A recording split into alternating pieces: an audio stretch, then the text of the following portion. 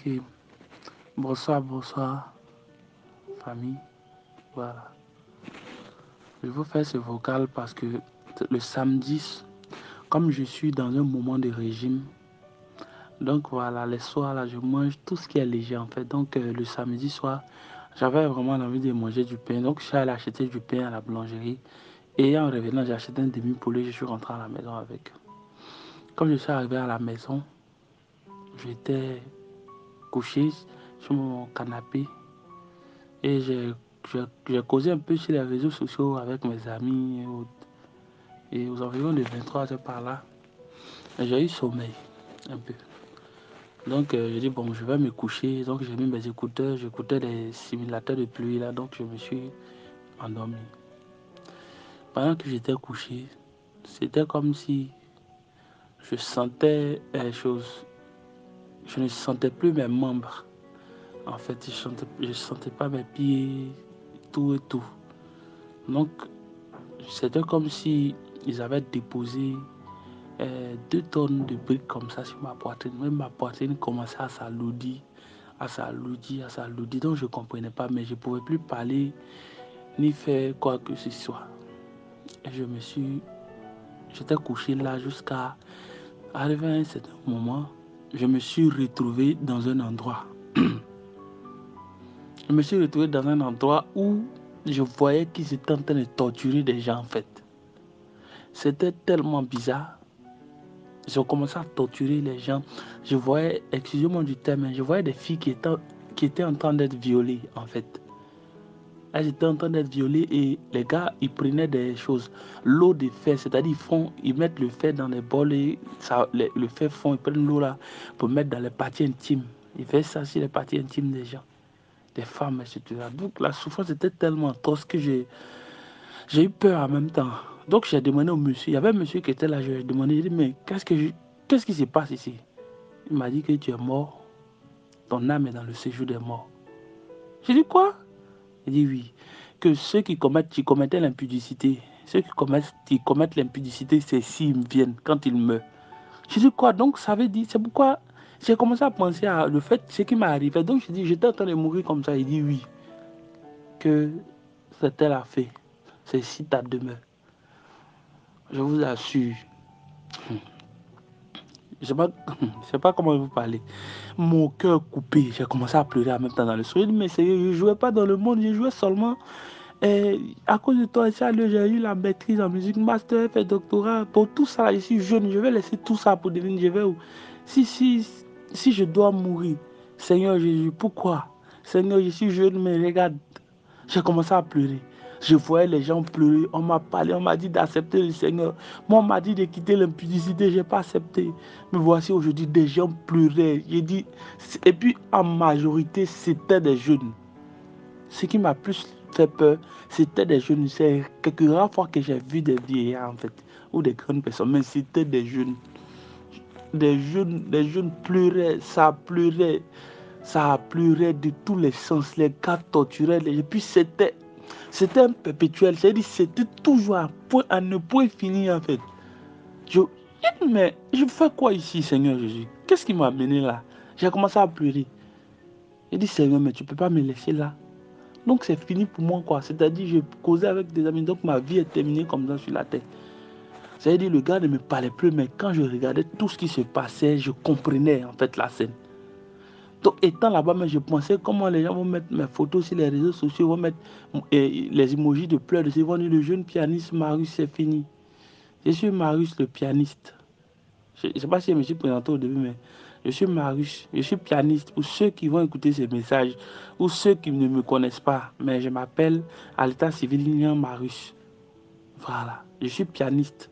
Je suis pianiste aussi, j'ai joué à LMTV. Certaines personnes qui me connaissent déjà sur les chaînes, ils sauront de qui il s'agit en fait. Vous voyez. Donc je me suis retrouvé en enfer. Il m'a dit clairement que tu es en enfer. Parce que ceux qui commettent le péché que tu as commis là, c'est s'ils viennent quand ils meurent. J'ai vu des chants, des instrumentistes, tout le monde là-bas dans le feu. J'ai dit, et puis des jeunes des jeunes, des filles qu'on les forçait à coucher. Elles étaient épuisées, elles étaient fatiguées, mais on sortait avec elles seulement. Je ne sais pas comment vous transcrire cette image que j'ai vue. J'ai dit, c'est la scène en fait. J'étais pris de panique, j'étais mélangé même dans le songe. Je suis resté dedans jusqu'à 1h, à 1h du temps, 1h30 comme ça.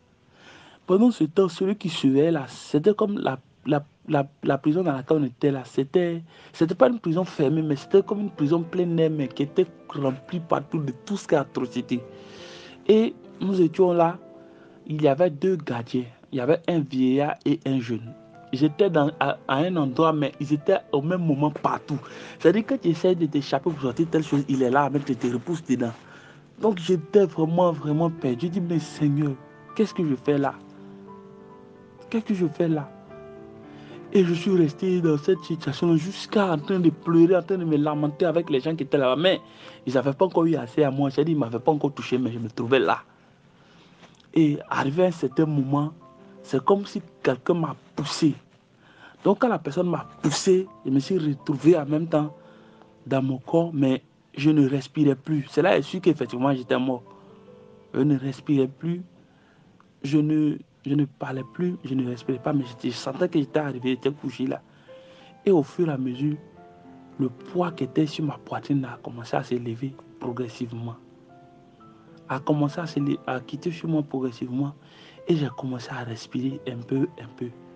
J'ai commencé à respirer un peu, un peu. Quand la force, j'ai commencé à bouger mes mains en fait. Mais je ne pouvais pas me lever comme ça. Donc je me suis débrouillé jusqu'à me suis levé.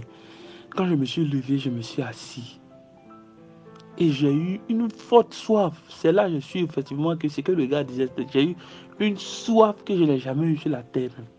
J'ai pris de l'eau, j'ai commencé à boire. Et après avoir fini de boire, j'ai eu vraiment faim et j'ai mangé le pain et je me suis couché. J'ai commencé à pleurer, me repentir. Et Seigneur, vraiment merci de m'avoir donné cette chance. Merci encore de m'avoir donné cette chance. Que si je revenais, je vais parler de ça aux gens, à mes frères et sœurs, que tu sois instrumentiste, pasteur, homme de Dieu, peu importe qui que tu sois. Vraiment, la fin des temps est proche. Jésus revient bientôt. C'est ce qu'il m'a montré. Je t'assure que la mort, ceux qui se tapent la poitrine pour dire est-ce que tu sais qui je suis, je dis vous n'êtes rien. Je ne suis pas en train d'insulter qui que ce soit, mais vous n'êtes rien. Parce que mourir, ça n'est même pas une minute, c'est une histoire de secondes. Quand Dieu retire son souffle de vie en toi, tu n'es rien. C'est fini. Je dis, je suis mort en quelques secondes, c'est fini. C'est quand je suis arrivé là-bas qu'il m'a dit effectivement que j'étais. C'est là que j'ai su que c'était fini pour moi. Mais ça s'est passé tellement vite que je ne l'ai pas su. Aujourd'hui, étant au culte, ceux qui m'ont remarqué, quand je joue un peu, je sors. Parce que je sortais pour pleurer. Je me forçais pour ne pas que les gens puissent comprendre. Mais j'étais là où ben, je laisse le piano, puis c'est couché dans le piano. Ma tête était baissée. Je vous assure, mes frères et sœurs, vraiment, changeons de vie. Parce que la mort ne prévient pas. La mort vient en tout moment. Quand Dieu t'appelle, il vient en tout moment. La mort peut te surprendre. Je ne suis pas pasteur, je suis simple instrumentiste. Je veux vraiment que ce message, excusez-moi si c'est long, mais j'ai voulu faire un en même temps, je ne voulais pas entrecouper. Mes frères et sœurs, repentons-nous, revenons à Dieu. Parce que j'étais sûr que peut-être aujourd'hui, ils vont vous annoncer que votre pianiste, ou bien Marius de jeune, effectivement, il est mort, ou quoi que ce soit. Et ceux qui m'ont connu, c'est les personnes qui me fréquentaient, sachent que je ne joue pas derrière les artistes mondains, je ne joue pas dans le monde. Donc sûrement, ils allaient dire, non, mais l'enfant, il était bien, Marius. Marius était tellement bien, Marius était tellement tant, alors qu'effectivement, il était en enfer. Vous voyez, l'habit ne fait pas le moine. Adorons Dieu véritablement. Je veux que vous partagez ce message pour sauver la vie des frères et sœurs. Je ne sais pas qui, mais envoyez ça à tout le monde. Que tu sois pasteur, rien ne définit notre salut. C'est notre vie, notre intimité, c'est ce qui nous garantit.